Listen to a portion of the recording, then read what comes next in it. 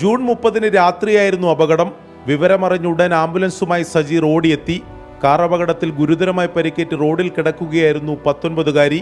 കാൽ ഒടിഞ്ഞു തൂങ്ങിയ നിലയിൽ. അതേപടി ആശുപത്രിയിൽ കൊണ്ടുപോകാൻ കഴിയില്ല. ഉടുത്തിരുന്ന മുണ്ടഴിച്ച് കാൽ കൃത്യമായി കെട്ടി പ്രാഥമിക ചികിത്സ ഉറപ്പാക്കി. തുടർന്ന് ആശുപത്രിയിലേക്ക്. കണ്ണൂർ ബേബി മെമ്മോറിയൽ ആശുപത്രിയിലെത്തിയപ്പോൾ സജീറിന് ഉടുക്കാൻ ജീവനക്കാർ ബെഡ്ഷീറ്റ് നൽകി. അതുമുടുത്ത് രക്ഷാപ്രവർത്തനം തുടർന്നു.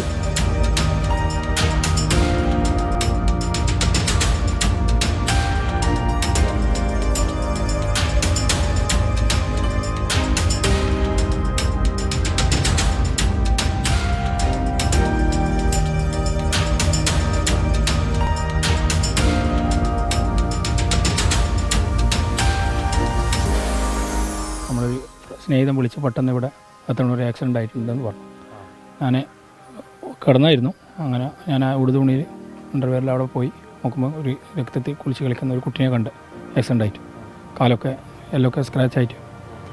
പിന്നെ അവിടെ നിന്ന് എൻ്റെ ഉടുതുണി കഴിച്ച് കുട്ടിക്ക് വേണ്ടുന്ന പ്രാഥമിക ശുശ്രൂഷ കൊടുത്ത് അങ്ങനെ കുട്ടീനെ സേഫാക്കിയിട്ട് വണ്ടിയിൽ കണ്ണൂർ BMHൽ എത്തിച്ചു. ഇനിയാണ് കാര്യം.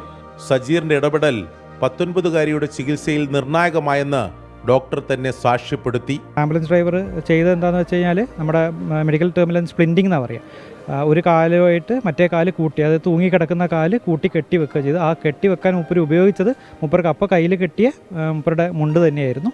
അപ്പോൾ അത് ചെയ്തുകൊണ്ട് തന്നെ ആ കാലിനെ കൂടുതൽ പരിക്കുകളിലേക്ക് പോകാതിരിക്കാൻ അത് വളരെ സഹായിച്ചു. ആംബുലൻസ് ഡ്രൈവറായി ജോലിയിൽ പ്രവേശിച്ചപ്പോൾ രോഗികളെ പരിചരിക്കുന്നതിനെക്കുറിച്ച് സജീറിന് ക്ലാസ് ലഭിച്ചിരുന്നു. അന്ന് പഠിച്ചതാണ് സജീർ കൃത്യസമയത്ത് ഉപയോഗപ്പെടുത്തിയത്.